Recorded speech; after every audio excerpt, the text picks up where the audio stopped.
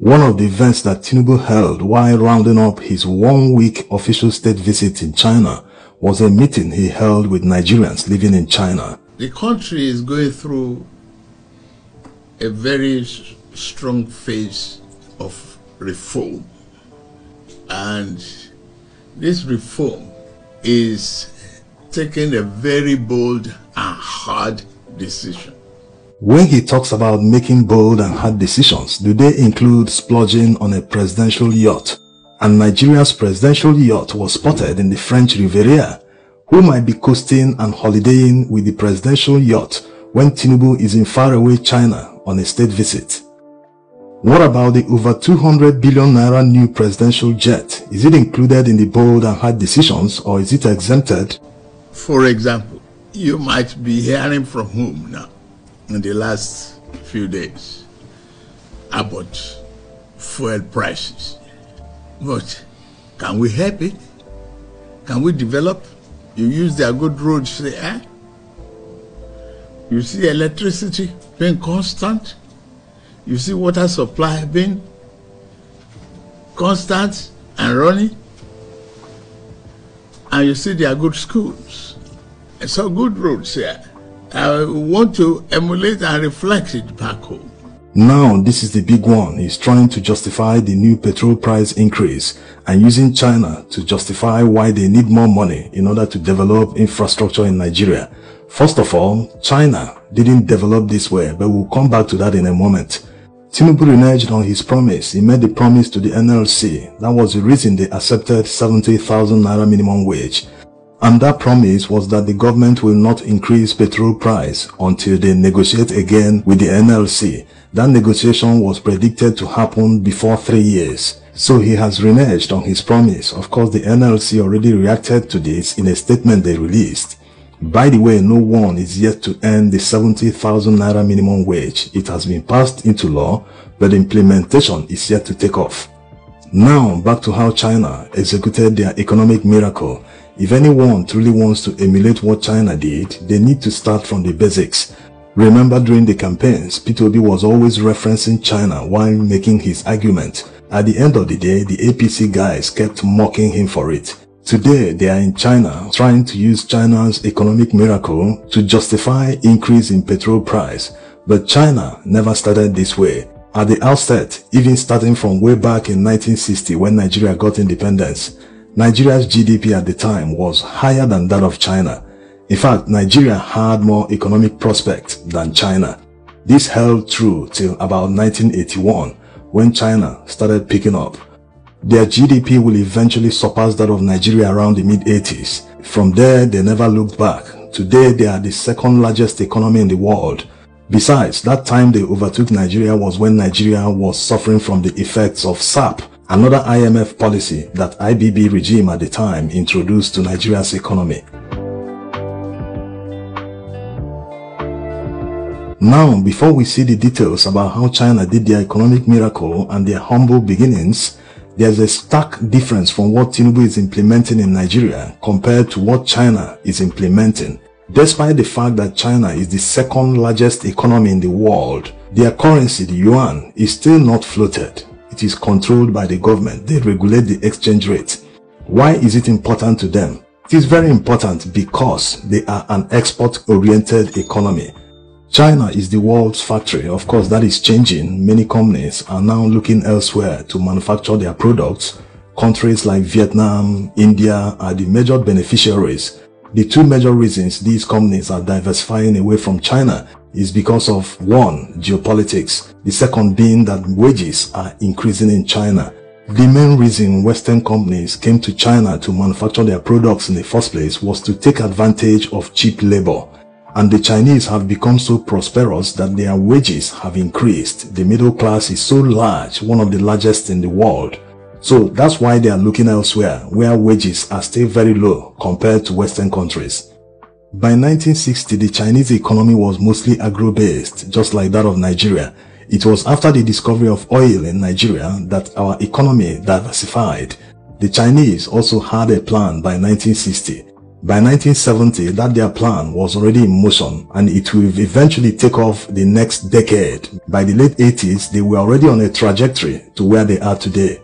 In order to force their country to learn how to manufacture all products, they had to ban imports into their country.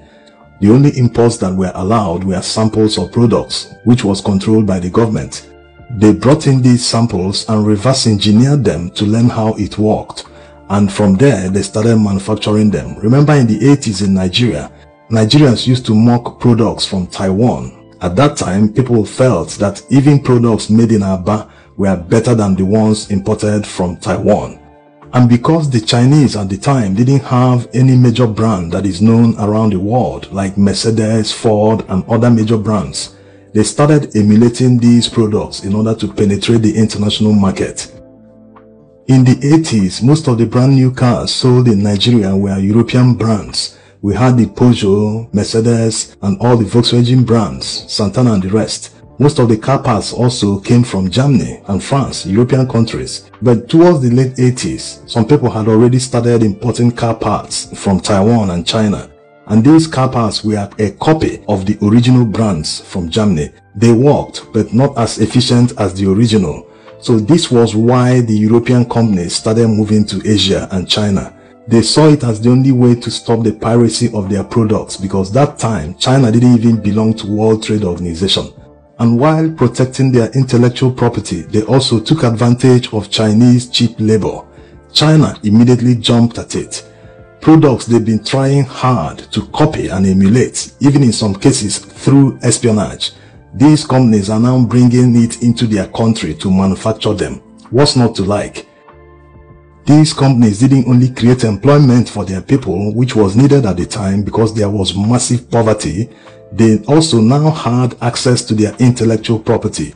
Yes, the Chinese went ahead and introduced new policies for foreign investors that forced them to share the intellectual property and designs of their products with local partners.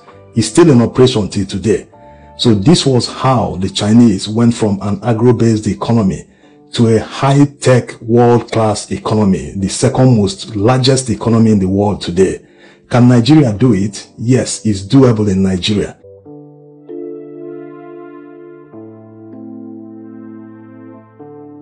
Yes, it's doable in Nigeria, but before we see that, let's look at Tinubu's false premise. Before anyone can achieve China's level of development, you cannot start out by taxing Nigerians to death. 8:55, oh. Latest news, 8:55. NNPC. Petrol that is refined from crude oil. Crude oil is found in Nigeria in abundance, but Nigerians cannot afford it. So these are the issues. The way they are taxing Nigerians means they want Nigerians to stop importation, because it doesn't make any sense that a merchant will pay more than 20 million naira to clear a 40-feet container and they expect products to be affordable. It's not possible. So if the government is moving in that direction, increasing the cost of everything so as to force people to manufacture locally, the question to ask is, did the government create the enabling environment for manufacturing to thrive? The answer is no. Even petrol that is refined in Nigeria by Dangote refinery is still not affordable. Crude oil that is shipped from Niger Delta to Dangote refinery, he refines it and it ends up in the filling station. Nigerians can't buy them. In terms of infrastructure, what the government needs to do is two basic things. They need to focus on creating the basic infrastructure that supports life. Yes, we have to be alive first before talking about manufacturing anything or building any factory. There must be water in abundance. There must be good roads. There must be electricity supply that is available and reliable, not the epileptic supply they supply factories and homes. The second part is developing Nigeria's abundant natural resources, which forms part of the raw materials used in manufacturing products. When we say developing natural resources, it doesn't mean they should go to China or foreign countries to invite miners to come and mine and export to their countries to use them to manufacture products which in turn will be shipped to Nigeria. No, they can do it with local companies. Just create an enabling environment. They should not focus on tax and money today. If they have their eyes on the balls, on the objective, like the Chinese did in the 70s and the 60s, it is achievable. Just work with local companies, give them all that they need to succeed, and before you know it, they will create a huge export market in Nigeria. That's how it works. You can't be telling Nigerians and others to sacrifice when you people are not even sacrificing. You cannot expect Nigerians to manufacture products after making it nearly impossible for companies to operate. How do they do it? Are they going to perform magic? To show you that it is not working, companies are already leaving, closing shop in Nigeria. So it is not working. They need to create that environment that will support local manufacturing. And now that the local manufacturing is yet to take off, customs duty shouldn't be seen as a way of generating revenue, because you already know that your country is dependent on importation. Why do you have to overtax it? If you do that, you make life unbearable for people. In order to be competitive in the international market, you need to use what you have to your own advantage to better others. You don't use what you have to disadvantage yourself. Remember one time when the world, nearly the Western world, banned Chinese steel. Yes, because they said that China was dumping steel and iron in their countries, which caused many steel companies in Western world to close down. One was sold in the UK. Many countries, they lost their steel industry to Chinese cheap imports. And when you look at it, China doesn't have iron ore. Even if they do not have to the level that they export. They buy all this iron ore from Africa and many countries. A country that buys iron ore from other countries is still able to beat other markets. So imagine if you are able to use that iron ore yourself. You will beat everyone if you do all the right things. Now, coming back to the comparative advantage that Nigeria has over China and other Southeast Asian countries, it is the geographical proximity we have to two major markets in the world, the American market and the European market. These markets buy products that are worth trillions of dollars annually. So the proximity alone, no one can beat Nigeria if Nigeria gets their act together.